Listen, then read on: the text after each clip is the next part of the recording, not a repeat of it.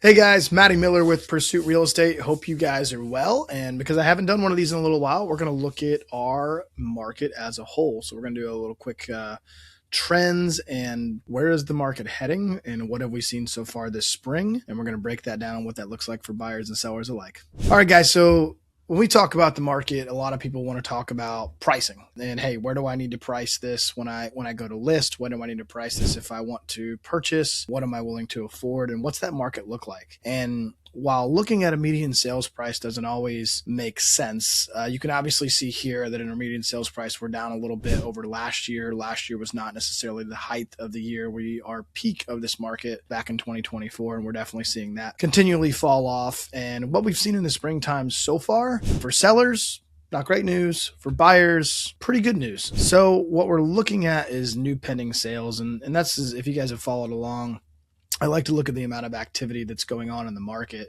And this particular graph here is a weekly breakdown of how many properties are getting under contract every single week. Through this March time, this was pretty normal. We normally see it hit up and it kind of peaks into March, April, May, June, July. Unfortunately, this year we saw a pretty significant downturn in the late month of March and into April. A little bit of a rebound last week. But that's a really low number for the month of March and April, but maybe there's a little bit more on the horizon. I don't know if this is geopolitically driven or whatever you want to look at, but we definitely have seen a kind of a stop in the market where there's just not as many buyers as there has been. And whether they're being, interest rates did shoot back up there for a little bit. So probably a little bit of all those factors coming into play here. And basically what that's doing is making our active inventory shoot back up again.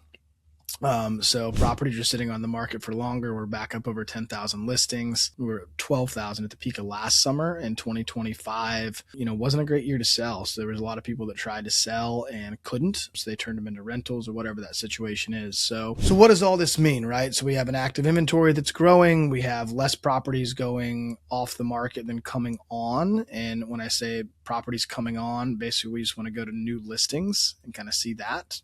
So in essence, what we're doing is we're bringing on average, let's say 800. So 800 listings on every week.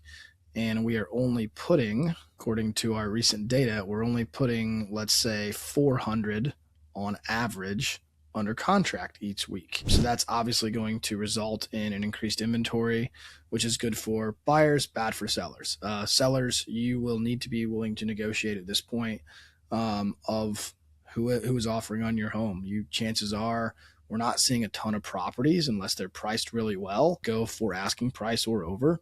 We are seeing more often than not sellers be willing to take sometimes 5 to 10% lower than their listing price, which is pretty standard. And that's just what's expecting in this market. Now for buyers, the buyers have kind of been taking a hard stance over the last few years, basically having to give everything that they absolutely had just to get a home. But in this particular market, buyers can negotiate. Buyers can, demand that a seller does something, and if they don't do it, they'll cancel the deal and walk away, and they'll go find another house because there is inventory to do so.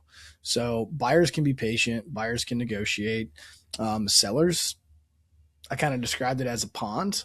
So if you imagine you have a pond and there's 15 fish in that pond, that's more like a 2024 number, 2023 number. There's 15 fish in that pond and you can catch one out of the 15. In this particular market, there might be 2 fish in that pond and you got one house to sell and there's 2 fish that are trying to bite that hook.